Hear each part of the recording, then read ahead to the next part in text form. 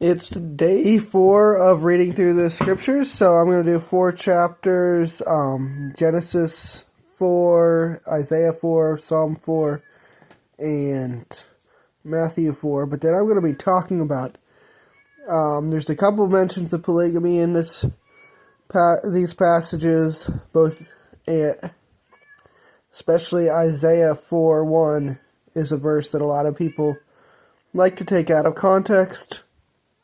And so at the end I will be talking about that, and so I hope that's interesting.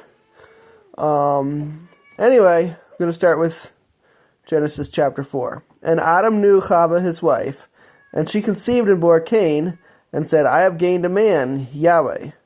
And again she gave birth to his brother Habel. And Habel became a keeper of sheep, but Cain became a tiller of the ground. And it came to be in the course of time that Cain brought an offering of the fruit of the ground to Yahweh. And Habel also brought of the firstborn of his flock and of their fat. And Yahweh looked to Habel and his offering, but he did not look to Cain and his offering. And Cain was very wroth, and his face fell. And Yahweh said to Cain, Why is he wroth towards you, and why is your face fallen?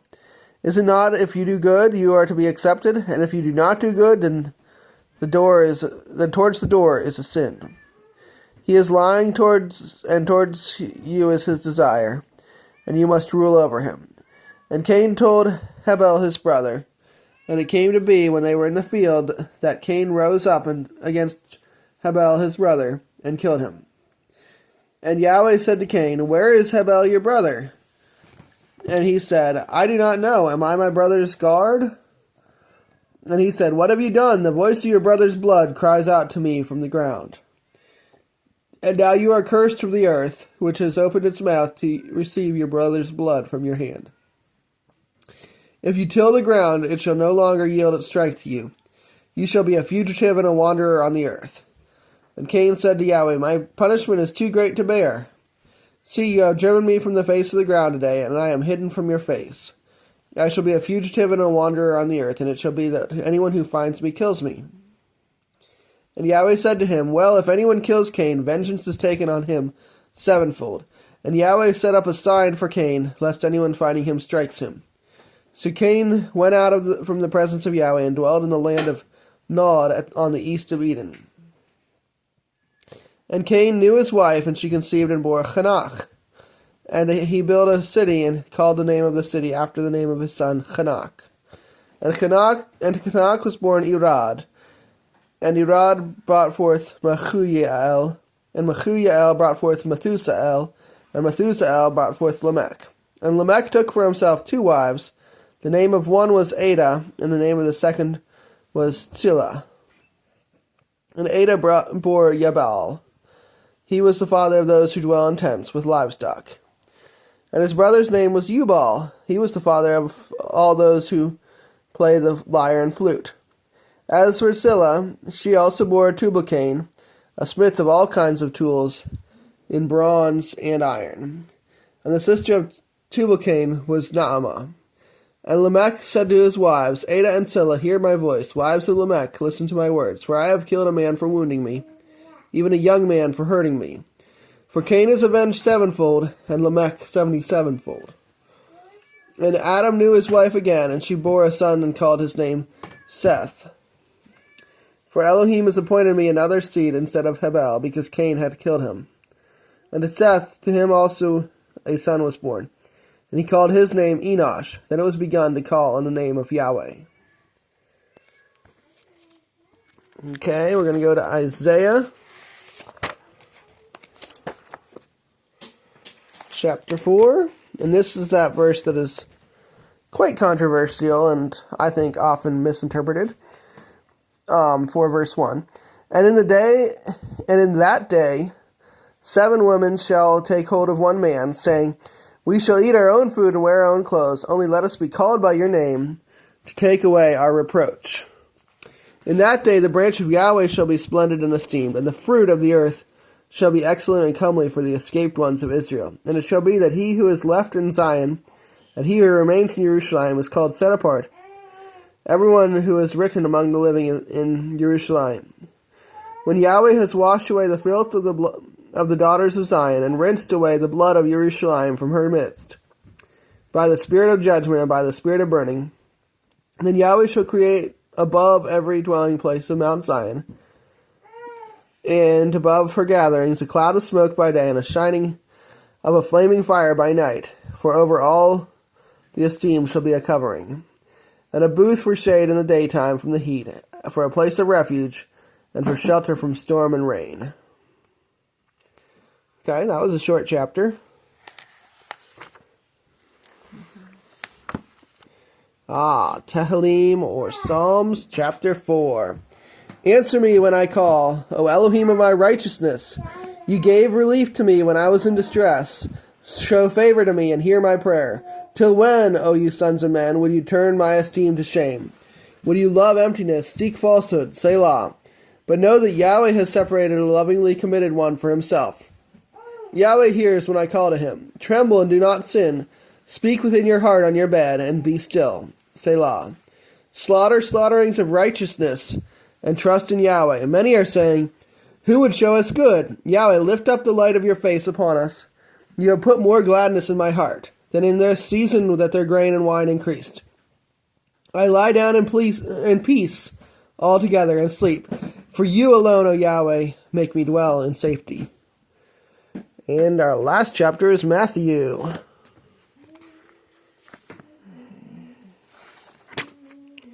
Matthew chapter 4. Then Yeshua was led up by the Spirit into the wilderness to be tried by the devil. And after having fasted 40 days and 40 nights, he was hungry. And the trier came to him and said, If you are the Son of Elohim, command that these stones become bread. But he answering said, It has been written, Man shall not live by bread alone, but by every word that comes from the mouth of Yahweh. Then the devil took him up into the set-apart city, set him on the edge of the set-apart place, and said to him, If you are the Son of Elohim, throw yourself down, for it has been written, He shall command his messengers concerning you, and in their hands they shall bear you up, so that you do not dash your foot against a stone.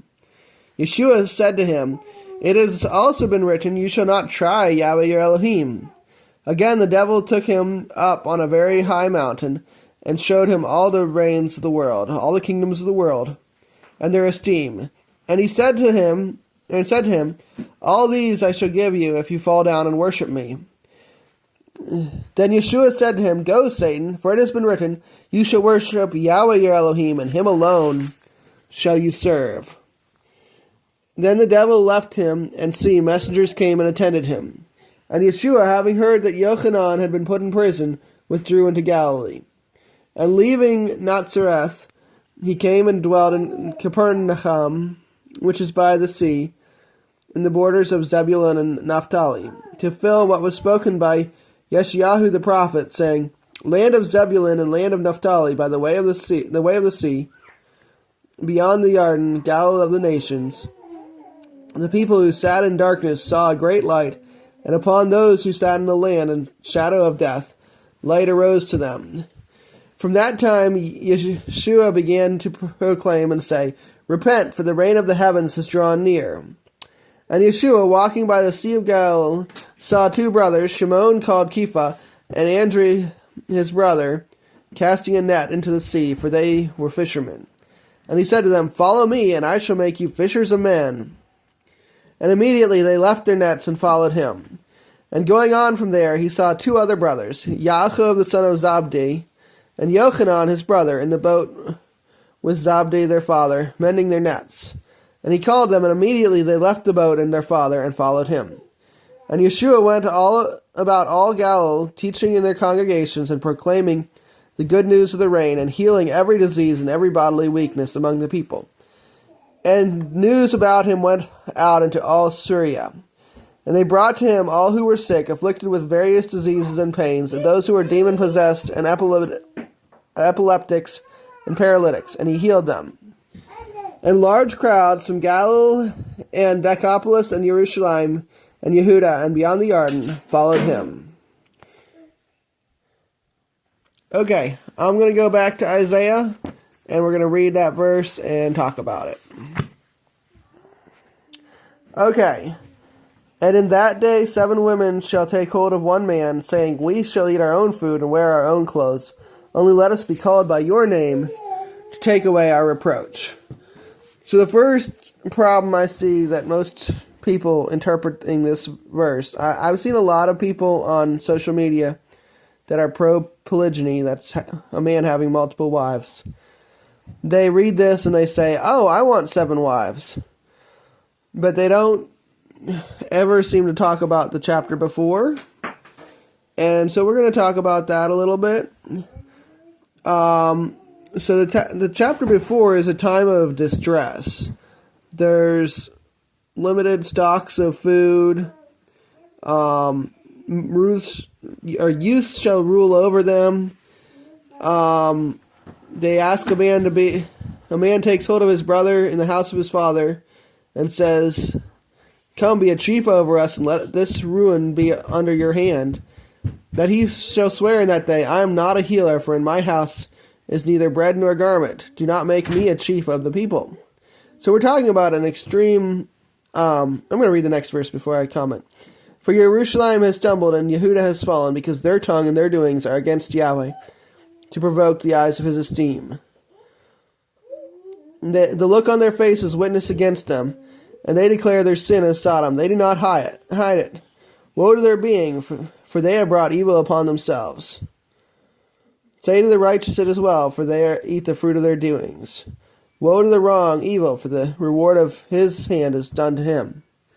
So we're in a time when the evil is extreme, and there's a lot of problems, and people don't have food, they don't have clothing, and so these 7 women in this scenario are not going out of desire or pleasure, but they're basically just needing to be protected, and they found somebody who will actually protect them. So the first thing I'm going to say is this is not a man pursuing women. It's women pursuing a man. We don't have that in this day and age. So saying in this time period that Isaiah 4:1 means men can go out and try to get 7 wives is not what this is saying at all. It's saying that as women are having this distress, they will chase, I presume, after the one who can actually give them shelter. I would assert that they all want to be around a righteous man, and they're very few and far between. I'm going to read a little bit more of chapter 3. This is Isaiah 3, verse 12. I'm probably going to read the rest of the chapter here, and I'll probably have some comments on that. My people, youths exert pressure on them, and women rule over them. O my people, your leaders lead you astray, and swallow the way of your paths. Yahweh shall stand up to plead, and is standing to judge the peoples. Yahweh enters into judgment with the elders of his people and its heads. It is you who have eaten up the vineyard. The plunder of the poor is in your houses. What do you mean by crushing my people and grinding the faces of the poor? Declares the Master, Yahweh of hosts. And Yahweh says, because the daughters of Zion are haughty and walk with outstretched necks and seductive eyes, walking and mincing as they go, making a jingling with their feet. Therefore Yahweh shall smite with his scab the crown of the head of the daughters of Zion, and Yahweh expose their nakedness. In that day Yahweh takes away the finery of the anklets and the headbands. And I'm going to read this here, but it's all sorts of jewelry and fanciness. Yahweh takes that away from them. The anklets, the headbands, and the crescents, the pendants, and the bracelets, and the veils, the headdresses, and the leg ornaments, and the sashes, and the perfume bottles, and the amulets, the rings, and the nose jewels, the costly robes, and the cloaks, and the shawls, and the purses, the mirrors, and the fine linen, and the turbans, and the large veils. And it shall be, instead of a sweet fragrance, a smell of decay, instead of a belt, a rope, instead of well-set hair, baldness, and instead of a festal robe, a girding of sackcloth, and branding instead of loveliness.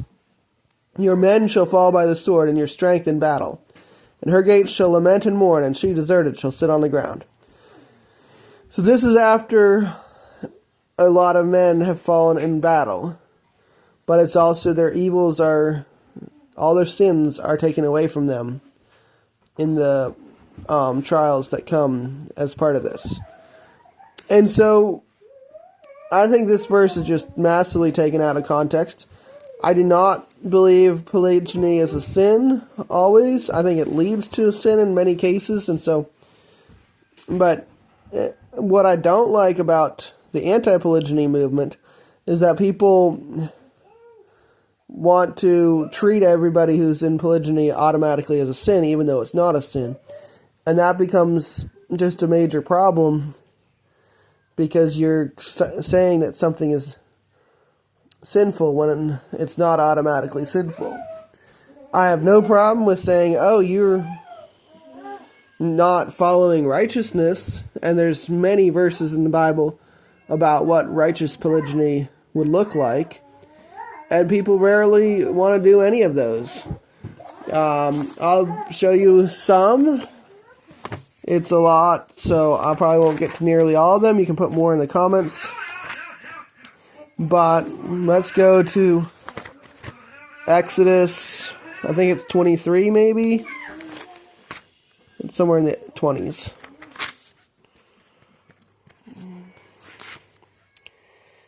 Okay.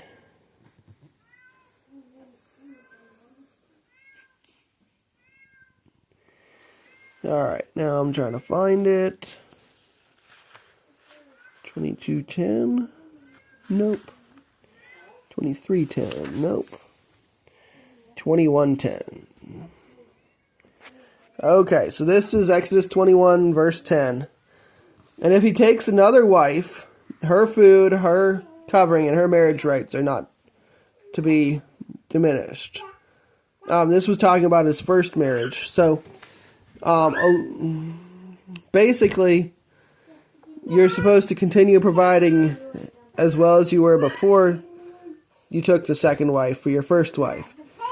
And verse 11, and if he does not do these three for her, then she shall go out for naught without silver. So a lot of people who are involved in this do not bring their first wife on board, and they mistreat the first wife with preference towards the second.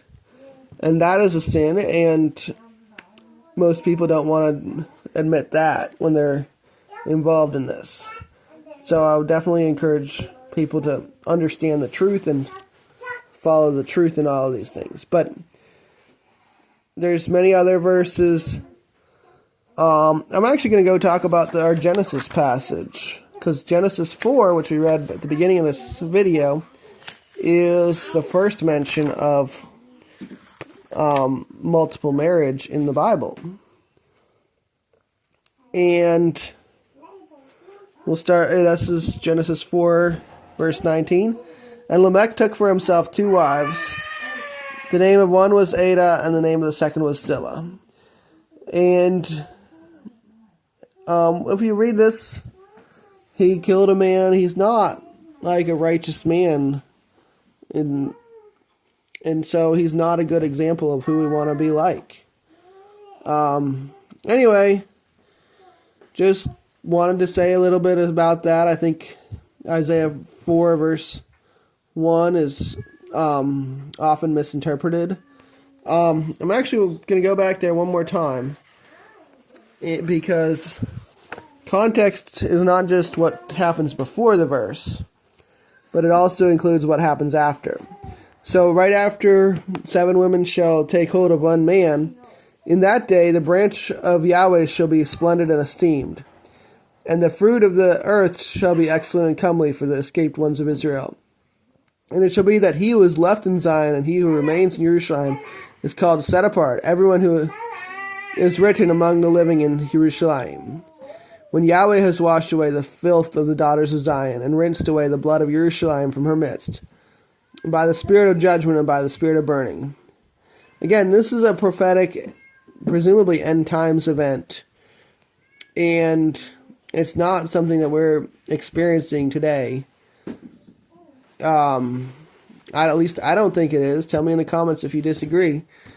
And people who are claiming that this is their lifestyle are not reading the whole chapter or before or after. And